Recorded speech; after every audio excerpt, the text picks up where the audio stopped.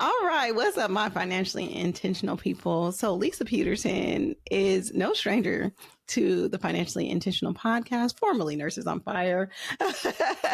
She was our on deck, like CFP, giving us all of the practical advice around money, but also that money mindset stuff that we didn't even know we needed. And I'm just super honored to have Leisa back because she has wrote a new book that will rock your world. And I'm just excited for you guys to learn about it. So welcome back, Leisa. Thank you, Nasima, for having me. Thank you for talking to me and for sharing this conversation. I can't wait to share it with everyone because I just love talking to you. Oh, and I love talking to you. We can talk forever. I really want people to get into this book because I think everybody needs it. And I was just telling you that kind of came at a perfect time in my life where I really feel like this big shift happening. And I think a lot of people are feeling shifts in their lives.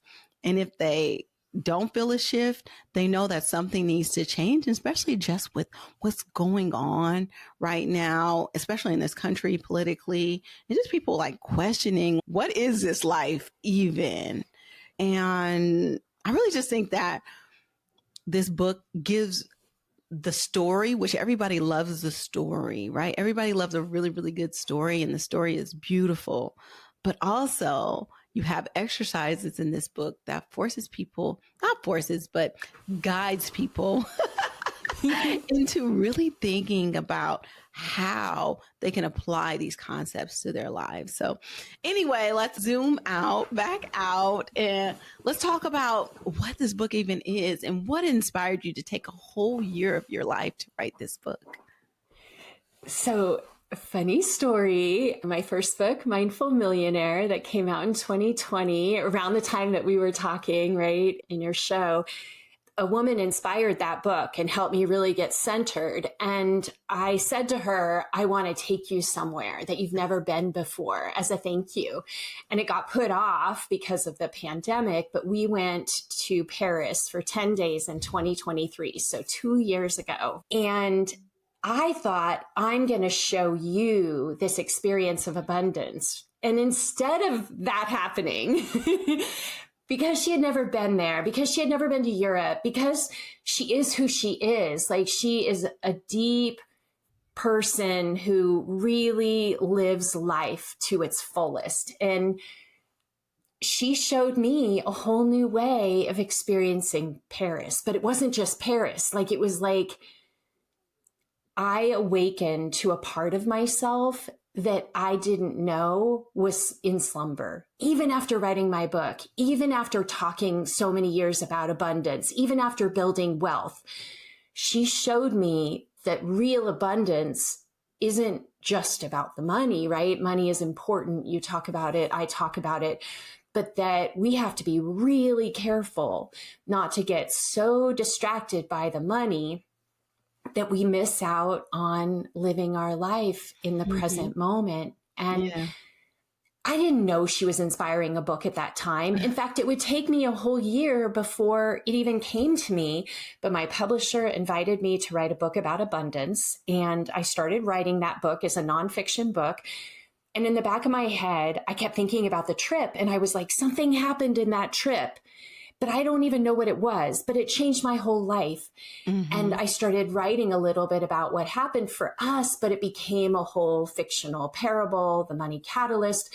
But that was where it started. And by the way, like, along the process, because we like the struggle just as much as my publisher was like, we don't want that book. We want this other book. Like, we want the nonfiction book. And I was like, but my community is asking me for a fictional parable. And I'm sorry, I'm going to focus on this because this is what I think is really going to help people. Fictional parable versus nonfiction. Explain that. So, right. Nonfiction books are you and I talking about the things we've learned. And let's face it, we both know that money is really hard to teach because I like to think of it like you put the hand right up next to your eyeballs and you can't see the lines on your hand. We're so close to it that even if we get the greatest teachings in the world, a lot of it doesn't sink in because it's not relatable. We don't understand how to apply it to our exact situation in the moment. Yes. And so a fiction story, right? Human beings are wired for story. We love a good story. Yes. And we love it when it's kind of like, I like Emily in Paris on Netflix. Okay. Yes. So like you get these little, like you have to watch the next episode because you're like, what happens next? And you like it to be short and easy to get into and easy to get out of because I don't know about you, but I might have 10 minutes to read right before I fall asleep at night. Yes. So you want one little chapter and then you're in and you're out and you're like, okay, I could go to bed now. All of those things are oriented to how we live our lives now. And what I knew was if I could create a story that let people see themselves inside of it, they could get the message in a much deeper way. And that was why I think it became what it did. I love that. And I love that you push back. A lot of people don't even know that they can do that, right? Like you just are just, no, this is what we need. And this is what they're going to get. But you're so right about stories. And like stories are how history was historically passed down. And so there's so much power in just like those stories. And I really feel like people learn so much more. The nonfiction is really, really great. And it's the context and they're like the textbooks of life. However, people don't forget the stories. And the way that you can weave in those lessons and people learning unintentionally is the goal.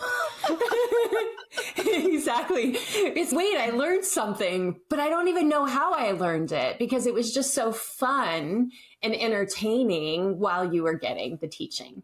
So with this book and just with your audience and the audience that you hope to attract from this book, what's the biggest lesson that you want people to walk away with?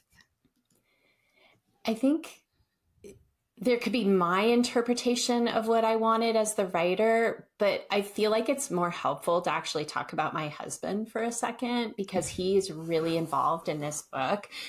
First of all, he's so supportive and he would read every draft. And I do mean like 20, 30 drafts, the poor guy, like he would do it for me. But when I first, Mirabelle, the central character, she is married to Ethan. And when I first wrote about Ethan, I had Tim read it and he came back and he sounds like a she or a male therapist. This isn't how guys talk, right? Yes. Right. But he became interested. And what was also happening is there was a lot of healing happening inside of his and my relationship with money as I wrote these characters. He's like, are you trying to tell me something? And I'm like, yes, I am. I really am. And so we were growing through this. But as Ethan developed and Tim read him and really took it to heart, it actually started changing him in a very deep way, Naseema, like that I would have never imagined. And so what is Tim taking away from it? He saw how Ethan was not living on purpose, how Ethan had gotten really distracted by money and what it's all about, making it, saving it, investing it, keeping the machine going. And what happens for Ethan is he has some really big epiphanies, even though that wasn't the central focus of the book. And now I'm watching my husband bring Ethan up on a regular basis because that's not how we want to live anymore. This is how we want to live from now on. And we've been together since 1987. That's what I was about to say. Hold on. It's not like you guys are not newly married. You guys have been married longer than most people have been alive. And yes. And to say that, and he's the closest person to you, and he's seen you through multiple iterations of your life, and he's the closest person to see you in the work that you do. And just by osmosis, he's going to pick up those things. But to say that he has totally shifted his mindset because of this book is wow, like mind blown. And he's living on purpose more. Yes. He's making better choices for himself, for our family, for our relationship. Like, I am so freaking in love with him. You can't even imagine. I would have written this book. I would have spent this past year just doing it for that. But here's the win, right? What if other people could pick up this book and read it and then be like, hey, honey, could I share some of this? Or would you read this too? I have an audiobook too. Would you listen to it? Whatever it takes. And then all of a sudden, people start having conversations that I don't know anywhere else that would instigate these kinds of conversations, but inside of this book, because it's real. Like, we were living it when it was being written. And I just think that if we could buy a book for whatever, $20 and really take it to heart and put the time in, and it gives us a whole up leveling of what we want for the rest of our life. Holy moly. Right. I do actually feel like that's possible with this book. Wow. Wow. Just wow. Like, truly, I know that wasn't the intention when you wrote the book, but to be able to say that is, first of all, it's crazy, but it's just like, how impactful is that? I love it. I love it. And I want to talk about the themes that you cover in the book. And I think to talk about the relationship stuff is the natural segue, because, like, of course, when people start changing, there becomes this friction in this relationship, because who are you now?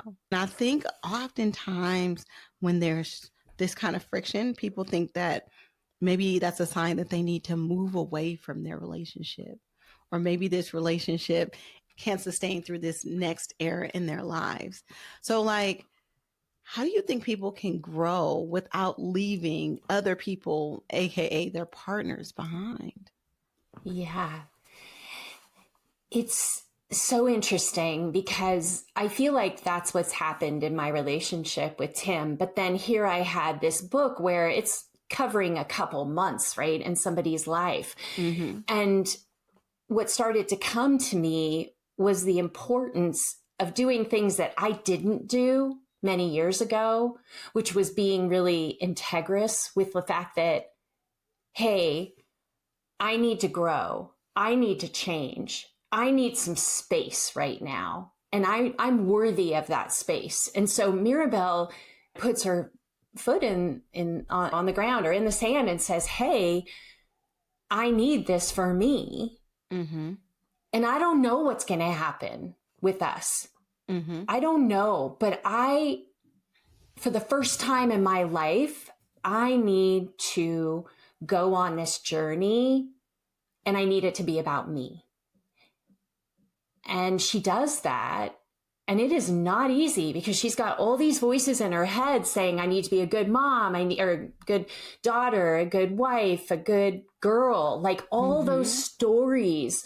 And she's confronting all of them, which I know a lot of people feel that on both sides, men and women feel like we've got these standards that we've got to live by. And personal growth doesn't totally fit into it. Mm-hmm. So does that answer your question, or was there more there? But I think a lot of times people feel like they can't take their partner with them on this journey. And just like, how should people navigate that? Like, when they're changing, their change is so dynamic, and they look at their partner as being like stagnant and maybe even a barrier to their changing. How do they navigate that? Yeah, you're right. First of all, I just want to say, like, everything you just said, you're right. Like, you can't change that partner. Yeah. And that is devastating for a lot of us, like devastating, because we're like, can't I just fix him or her? Can't I just change it? And no, you can't. So I think that's actually, it's so interesting because there's so many subtle things going on, because we never flat out say that. But if you look at what happens between Maribel and Ethan, there is a resolution. And I just want to say to everybody, having been in a relationship for so long, that my relationship did not get better until I realized that I was not going to change my husband. Love it. And when you totally realize that and you go through that whole experience of, wait a minute, then does that mean I need to leave? Yes. Because that's what a lot of people would decide. And that was my decision several times over this past forever being together. Like, I need to leave. But that isn't the only option. And somehow we stayed together. But it wasn't because I gave up on myself, because I think that when we think we can't change them, then that means we have to change. And that is not true. Mm-hmm. You still have to change because that's what your path is. And you need to make sure that you let them know that they're going to need to give you that space, whether they like it or not. And there were many times in my relationship with Tim where I would say, I'm going here. I sense that you don't want to go here.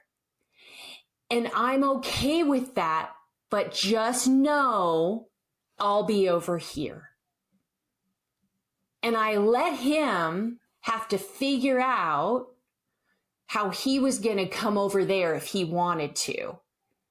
And I was not going to let the codependency hurt. At first I did. Eventually I got this memo, right? I'm not going to let this be a codependent thing. I'm just going to go do what I have to do. Mm-hmm. And I'm going to trust that you're going to figure your stuff out over there. Wow. You said like a whole bunch of bars in that. First of all, I think people need to understand that, and I need to hear that it's natural to want to leave. That's a natural urge. Like, I just have to leave. And that you've experienced that time and time again. The other thing that people needed to hear is that you truly had to commit to giving up trying to change who he was, and really like owning, like not having to do that, but also trusting that you can do your own thing, and then trusting him to figure out what his role in that would be without having to be like, and I need you to do this, and have control over what you think his reactions or his response should be, or what he should be doing. And those were all like so super powerful and things that I just personally needed to hear. I want to make sure, and I feel like this is playing out in the book, so the book will help, but I want to just be clear for anyone, if you don't get the book, what have you. What has happened for me when I've done what I'm describing is I get a husband, a partner who shows up in bigger and more powerful and more supportive ways than I ever witnessed in any other relationship. So I couldn't even imagine that he could operate at the level that he operates at. It was so far beyond me fixing, because if I had gotten what I wanted, it would have looked like my parents, probably the best situation in my parents' relationship. That's all I had to compare it to. No, no, no, no, no. Who he becomes when I let him figure it out, and how he comes back and supports me, is beyond. And that was what I was trying to show inside of how Ethan comes back around, without giving too much. Like, I wanted people to feel that, because I haven't even read this in books, quite frankly. Mm-hmm. I think we're talking about a whole new level of human. Yes. That comes out of it. Wow. Wow.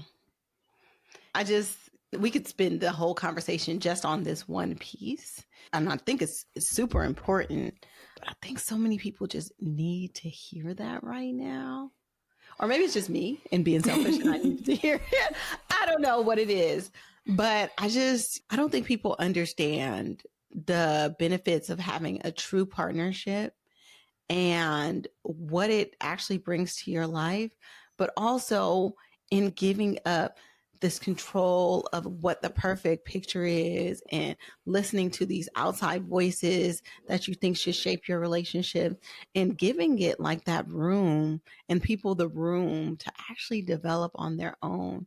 And just in doing that, how people are able to show up. And it's always so much more than you can imagine.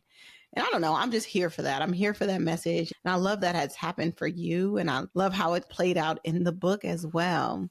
Again, we could keep on talking about this, but I really just want to talk about the things in the book that really questioned like where these money beliefs come from. And oftentimes it's rooted in trauma and childhood issues, childhood trauma. And can we talk about just how so many of our money decisions are based off of the traumas that have happened to us as kids? They're profound. Yeah. They can shape our whole entire life until we figure out what happened, what those seeds were, how we are living out of alignment with our truth. I don't think we win. We're not the victor, if you will. The stories are more important than the truth of who we really are. Because that's how trauma works. It overcomes, it shrinks all the good, and it focuses on the difficulty, the struggle, the challenges.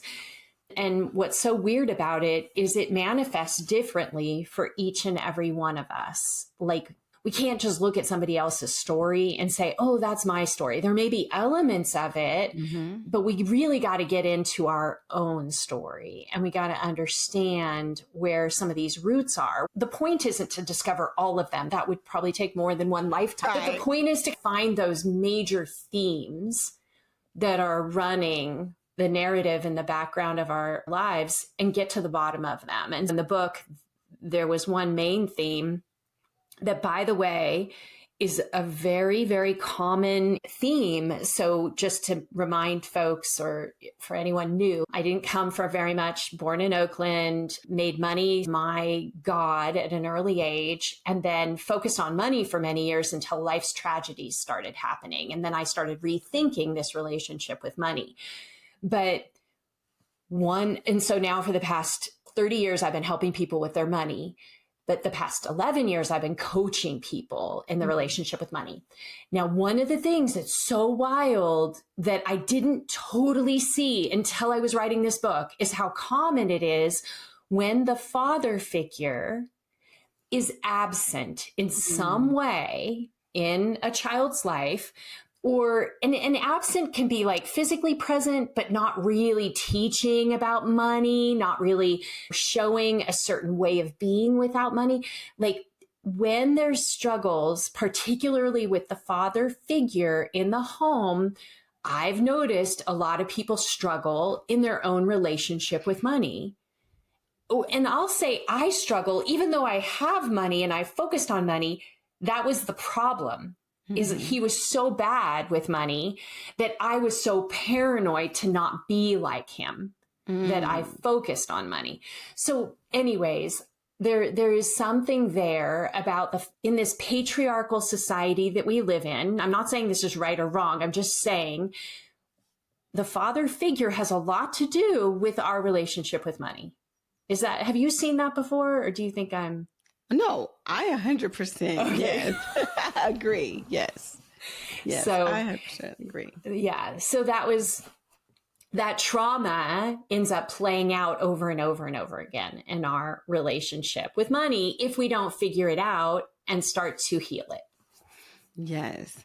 And the overarching kind of theme of this book is shifting from like a fear-based mentality of scarcity to this abundance mentality. And I think that, especially like with the character Maribel, like the relationship with her dad did create this manifest this fear in her, like about money.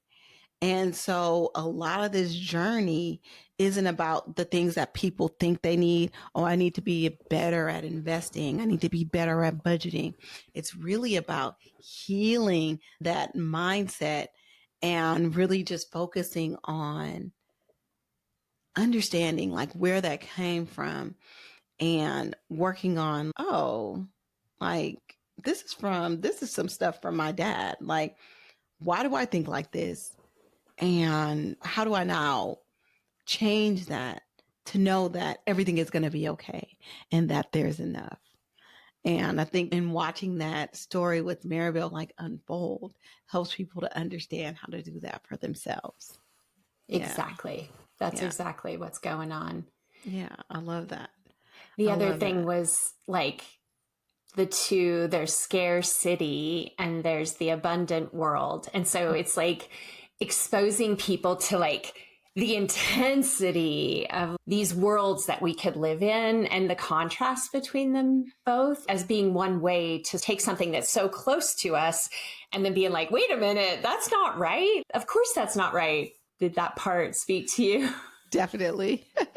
Definitely. And then I was just telling you how I like dip into both of those worlds. And recently, I've definitely been landing more in the scarcity mindset and thinking that, because I was in this like world of abundance, like I can't even tell you like how much joy it brought me to have this time off, even though it was technically my maternity leave and I had just had a baby and all the complications of having a baby at 40 and all this kind of stuff. But what ended up happening during that time is like I got to spend these really intimate, life-changing moments with my kids, my parents. We were able to travel the world, and these experiences were things that I know that they will never forget, and I will never forget them. And it just made me want to have more of that. But then on the flip side, because I wasn't as productive then in the things that I've known my whole life, when it was time for me to go back to work, I swung all the way into the scarcity mindset of having to have that dependence of having those paychecks come in and paying down debt and being able to have money to invest and all those kind of things put me in this mindset where I was working 3 jobs. I wasn't enjoying my kids. I was burnt out. I was tired. I wasn't a great person. And now trying to come out of that and like moving more into that place of abundance. I was telling you like this book is exactly what I needed to help guide that transition, and just looking forward to like other people being there because I know people can relate to that, relate to like thinking that they need to check these boxes, do all these things in order, and then later they can live in abundance. And they're doing these things so that they can. But in kind of just shifting people's focus back to no, you have everything you need right now to live in a place of abundance. And let's get you there. And how can we get you there? Yeah. The Mirabelle's doing okay. She and her husband, financially, they're doing okay. But it was really important when I was writing this book and getting feedback from my community that they wanted to see different characters. And Mirabelle's mom is really struggling with money. Like she is in that really tough situation where she's got all these past dues. She's not been good with it. She just puts it off. And I think that I just bring that up because yes, the mindset is a big deal, but I'm also thinking about the listeners too, who are like, wait a minute, this isn't just in my mind. There are some serious things going on that I'm very concerned about. And I wanted to make sure that both parts were explored because inside of that, it's not all or nothing, this or that. It's really about you finding your own balance between the financial piece and the mindset piece. Mm-hmm. Like, you're very advanced on this path, right? You've been focused on the money piece of it. You know what to do with the money. Mm-hmm. And you're talking about, wow, look at that. There's opportunity for my mindset to change. Mm-hmm. How did that happen? Wait, where'd it go? Like, how do I get it back? And that is something that, like, only you can figure out for Mm-hmm. you. Mm-hmm. And maybe this is also back to the story versus nonfiction, is people always want me to just tell them exactly what to do. Give me the answer and I will do it. Yeah. But it isn't that simple. You got to be like your own best friend. You got to bring in the resources, but you're going to have to do the work if you want to actually be able to have it all. Because I do actually feel like we can have it all. It doesn't mean everything's perfect and going smoothly every day, but there's a sense that I've got this figured out and I'm going to be okay. And I think that's where you and I want everyone to be, including ourselves. 100%. 100%. I think people feel guilty also for wanting to have it all. And for whatever reason, like, inspires like this thing of like greed, and then greed is bad. And then wanting to have it all means that you're not grateful for what you have. And like, it brings these feelings that's like, where are these things coming from? And we have to explore that. And then what you were saying, like, people want you to give them the answers and they think that that's going to solve things, but it doesn't. Because like you said, like, the perfect example is like with your husband, like, you could have told him what you imagine he should be doing or could be doing, but in you allowing him the space to do it and figure it out on his own, it came back as something so much more amazing and more than you could have ever anticipated. And I think that's, like, for me, the power of radical self-responsibility. And I don't think people like understand that and like fully embrace that we have the power within ourselves, self-responsibility and accountability to do those things for ourselves. Like, we don't understand how much power over our lives that gives us. And people are so quick to be like, it's like, my life is this way because this person did this to me, or because they never told me that, or my parents never modeled this for me. But in taking radical self-responsibility and accountability, you are able to let go of those things and lean into what you really need for yourself. And again, it gives you the ability to show up in ways that you could have never imagined. And I love that. Yeah. What's coming to me is like this really tough conversation. And Nissi, my mom passed away like right around 60 of ovarian cancer. And she really struggled with money. And so when I was writing this conversation between Mirabelle and her mom, and Mirabelle wants to help her mom, and she's also realizing she needs to help herself, I was like, what do I wish?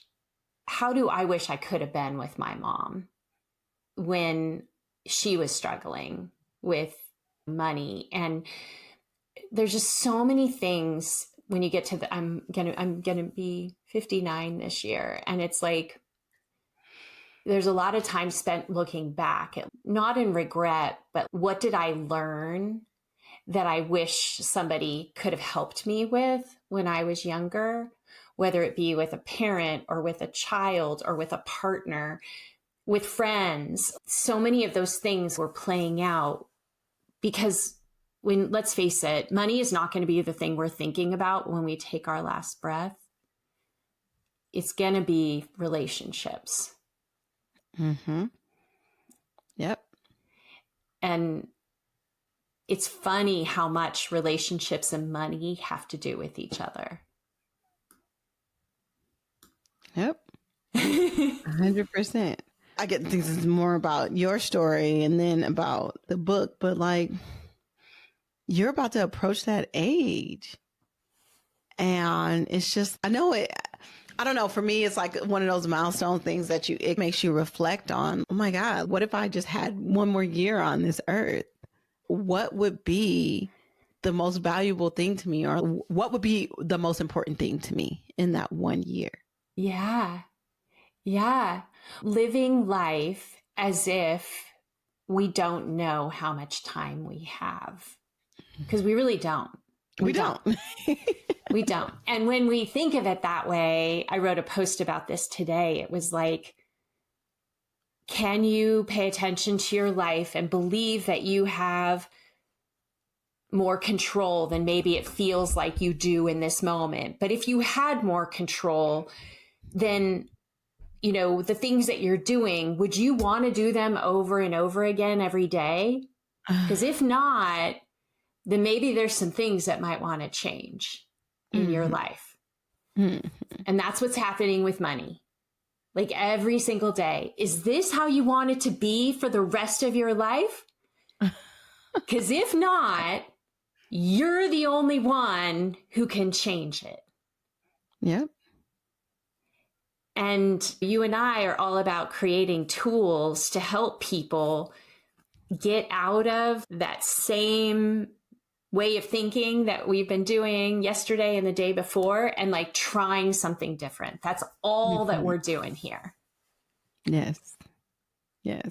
And this book is definitely a tool to do that. And so I encourage everybody to get it and read it. But when is the book coming out? How can people get it? Yeah, it's out May 11th, okay. Mother's Day for the moms out there. That was the published date, but it's out there in softback form, in EPUB version, and audiobook, which is probably a whole other podcast. But Naseema, people, okay, the general consensus is the author doesn't read the audiobook when it's fiction. But the way that it came together, I felt compelled. And if you get the audiobook, then I'm just going to say you take it with tongue in cheek that I am not a professional actress. I did my best, because the transmission of what comes through when I'm reading it versus somebody who doesn't understand the depth of what's happening is different. And it's a fun ride. And the people who've listened to it, they love it. They've listened to it multiple times because they're just soaking it up. But I did it. I did it all. Yep.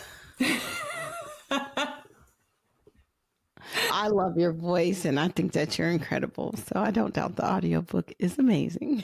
Oh, you're kind. I give you the right to reserve judgment. But it's available. Book Passage, which is a friend of mine owns Book Passage in the Bay Area. It's on their website, but you can find it at all the different sources online.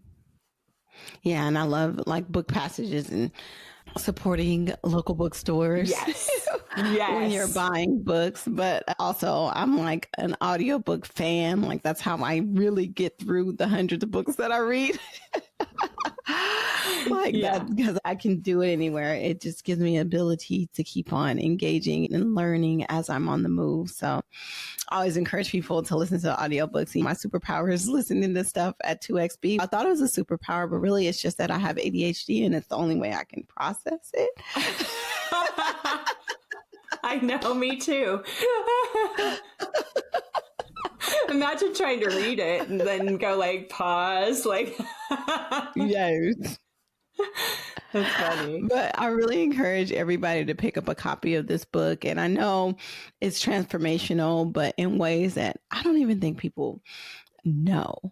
So wherever books are sold, Mother's Day, May 11th, which just happens to be a couple days before my birthday. So I'm doubling down Happy on birthday. Hoping people get this. If not for me, just buy it for yourself as a birthday present for me.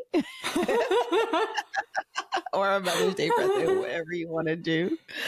But yeah, thank you for releasing this book so close to my birthday. I feel so much more attached to it. You're the super mom, so of course. Super mom or like struggling to survive. I don't know. I teeter between both of those things. But anyway, Leisa, this has been so amazing. Always so great to talk to you. And I always leave our conversations with so much more than I've hoped for and learning so many things. And like, you always have these lessons for me that I just can apply in my personal life. And just, I feel like this book is just a really compounded, like dynamic version of who you are and your story and all of those things. And so, yes, everybody, I'm encouraging everybody to get it. Just like Mindful Millionaire was life changing. This book is one of those life changing books. So, yeah, you guys got to get it. You make my heart so full. Thank you, Nasima. Thank you, everyone, for listening. Of course. And thank you for taking the time out to share with us and to share everything that you do. It's phenomenal. So I really appreciate you, Leisa.